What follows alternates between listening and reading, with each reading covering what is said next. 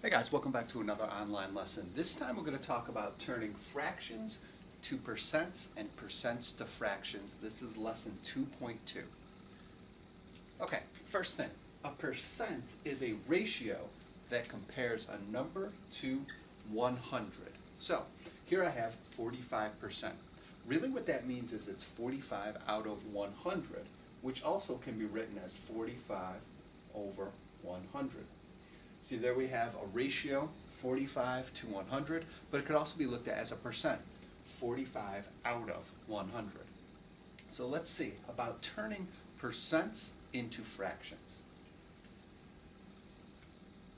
Okay, here I have a first problem that says write 75% as a fraction in simplest form. So here we have 75%, so I'm going to start with 75 over 100. Okay, so there we have it written as a fraction, but it says in simplest form, so what that means is we have to reduce it down as far as we can. So 75 over 100, what is the largest number that can go into both?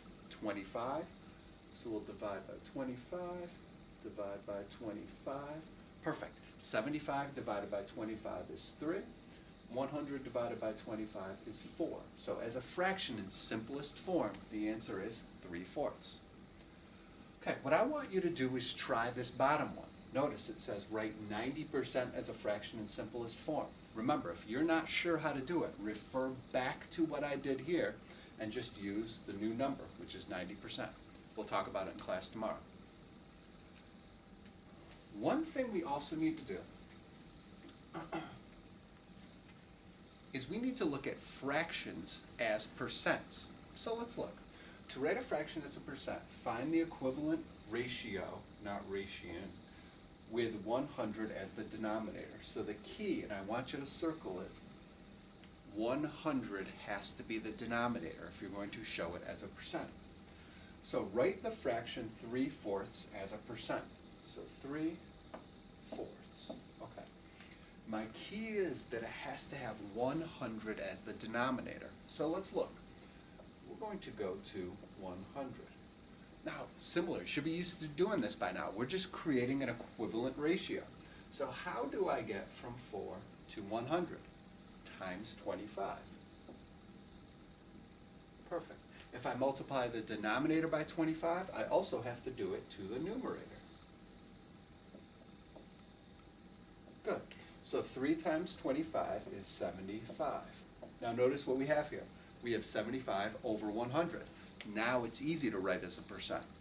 75 out of 100 is just 75%. Perfect. Let's look at a couple more examples. Sometimes, just with equivalent ratios, you have to build a bridge. And this is an example, we have to build a bridge. But again, nothing we can't handle. Write 12/40 as a percent. So 12/40. Okay. If you remember, I have to get my denominator to 100. So let's look. Is there a way that I can easily go from 40 to 100? I don't think so. So what we have to do is build a bridge. Multiple things you can do to get here. I'm looking, let's see, I see a 12 and a 40, and I think what number could go into both of those? I'm thinking 4, divide by 4, so let's look. Divide by 4, divide by 4. Okay, 40 divided by 4 is 10.